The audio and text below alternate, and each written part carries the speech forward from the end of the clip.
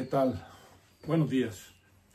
Seguimos con grandes conflictos jurídicos, pero quisiera señalarles y mencionar una entrevista para poderle contestar al doctor Andrade en relación con el juicio de amparo en contra de reformas constitucionales. Eduardo Andrade, vamos a poner lo que dice. En retiro del Tribunal Superior de Justicia. Doctor, qué gusto saludarte, ¿cómo estás? ¿Qué tal, Juan? Muy buenos días, con el gusto de siempre, y saludar también al auditorio. A tus órdenes.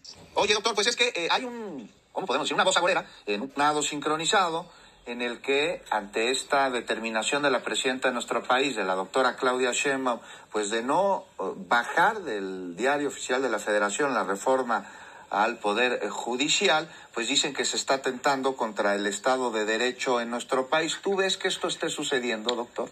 No, bueno, sí, de parte de la jueza. A ver. La jueza es la que está atentando contra el Estado de Derecho. La presidenta, palabra por palabra, con gran precisión jurídica, dijo qué es lo que ocurre en este caso. Una situación en la la jueza, por encima de sus funciones, no tiene ninguna posibilidad de obligar a la presidenta de la República a eliminar una publicación, a nada, pues una jueza no puede obligar a nada a una presidenta de la República. El Poder Judicial está impedido de juzgar a la presidenta de la República. Eso está claramente dicho en la Constitución. No se le puede procesar, amenazar con que la va a procesar penalmente. Mira, sería ridículo y hasta risible si no fuera tan grave que una persona encargada de aplicar la Constitución decida por razones políticas violarla abiertamente. Ahora, sobre eso, no doctor, existe ninguna facultad. Te pregunto, sí, ¿qué sustento jurídico podría tener esta resolución de la jueza ya en Veracruz, doctor Eduardo Andrade? Y te pregunto, pues, porque va de la mano, ¿puede ser la Constitución anticonstitucional? No. Pues es que ahí está en la reforma constitucional. Sí. Por supuesto, la Constitución no puede ser inconstitucional.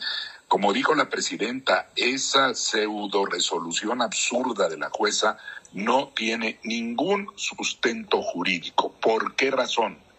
La ley que regula el amparo dice claramente que contra las reformas constitucionales no procede el amparo. Una juzgadora de amparo, el primero que tendría que saber es violar la ley dándole procedencia. ¿Cómo ven, amigos? Esta posición del doctor Eduardo Andrade, yo quisiera controvertirla porque, pues, partimos que, en esencia, puede ser la Constitución inconstitucional. Parece paradójico y parece un contrasentido, pero si se analiza correctamente y se viera desde otro punto de vista, pudiéramos llegar a otro tipo de conclusión. ¿Por qué no nos preguntamos o por qué no se le pregunta al doctor Andrade, ¿puede violarse en la Constitución derechos humanos? ¿Podemos volver a restablecer la pena de muerte en la Constitución? Y como se hace por el constituyente, no procede el juicio de amparo. Esa sería la pregunta, ¿no? Sería muy importante. ¿Puede entonces la Constitución violar derechos humanos? Más que esto, más que es inconstitucional la Constitución, ¿no? Eso raya en una posición que quiere confrontar. ¿Puede la Constitución violar derechos humanos? Yo creo que sí. ¿Qué pasa? A partir del 2011, ¿se acuerdan? Se cambia el espíritu de la Constitución. ¿Qué nos llevó a que se cambiara el espíritu de la Constitución? La protección de los derechos humanos, reconocimiento de los derechos humanos y sus garantías. ¿Esto de qué sucede?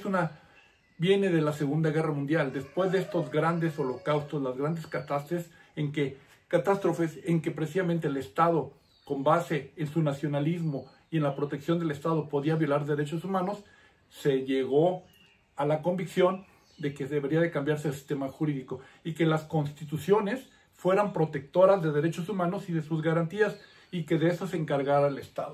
Entonces, si estamos así, precisamente es al revés, tenemos en ese contexto.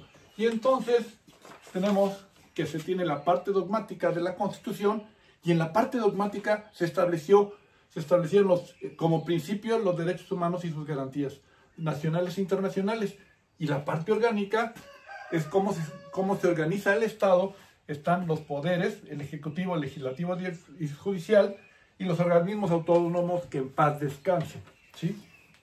En ese aspecto, estos tres poderes esta es la Constitución.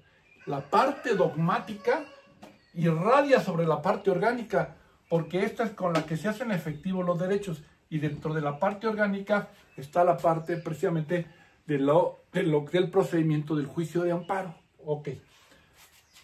¿Qué son la parte dogmática? Aquí tenemos, y los derechos humanos, igualdad, libertad, la libertad de trabajo, tránsito, todo esto. Tiene garantías. ¿Cuáles son las garantías para su cumplimiento? También aquí encontramos que no se pueden privar los derechos si no hay un juicio. Y además, que cuando tenga uno un derecho en controversia pueda acudir a un tribunal. Estos son los dos derechos que se tienen. Estos no se quitaron de la Constitución. Están en el artículo, en la parte dogmática de la Constitución. La parte de la Constitución también tiene la parte relacionada, déjenme ver, el artículo primero de la Constitución, fíjense cómo dice, la parte dogmática: todas las personas gozarán de los derechos y de sus garantías reconocidos en la Constitución y los tratados internacionales, y toda autoridad debe respetarlo. Esto está en el artículo primero, toda autoridad debe respetarlo. El poder constituyente no tiene por qué respetarlo porque no existía, pero los poderes constituidos, como es en este caso el que está reformando, sí. Entonces usted tiene que acatar los derechos humanos que están aquí. La Convención Americana también señala dos artículos muy importantes que ya están en la Constitución porque son parte de la reforma del 2011. Se incorporaron los tratados internacionales, los derechos humanos que estaban ahí contenidos y sus garantías. Y dice, los estados se comprometen en el artículo a respetar los derechos humanos y sus garantías. Y hay un punto 2, el artículo 2 de la Convención. Si se tiene derechos reconocidos, se debe de garantizar. Si no están garantizados, se compromete a protegerlos y para ello, y para hacerlos efectivos. O sea, se comprometió a que tiene que tener, si existe y si otorgó un derecho, tiene que tener una garantía para su protección. Si no la tiene, se la tiene que implementar. Y si llegara a tener una en contrario, se tendría que quitar. O sea, porque no se quitó esta parte de la Constitución, los derechos.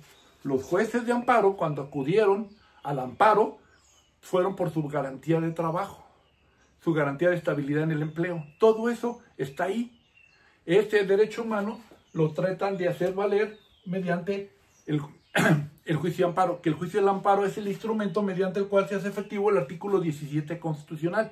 El artículo 17 constitucional es la garantía y el instrumento para hacerlo efectivo es el juicio de amparo. Y es paradójico que el juicio de amparo, que es el instrumento para hacer efectivo y cuidar los derechos humanos, resulte ser el que los impide, el que lo detiene.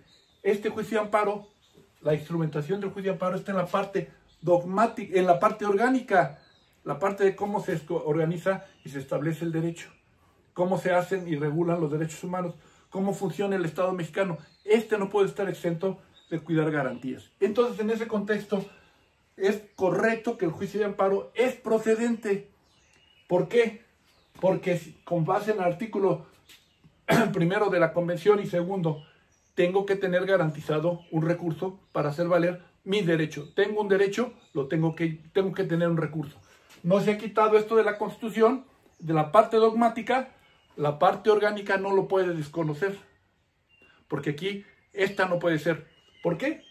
Nos dice la Convención en el artículo 2 que cuando un derecho ya está reconocido, se tiene que implementar cómo se debe de cuidar. Si no lo tiene, lo tendrá que hacer.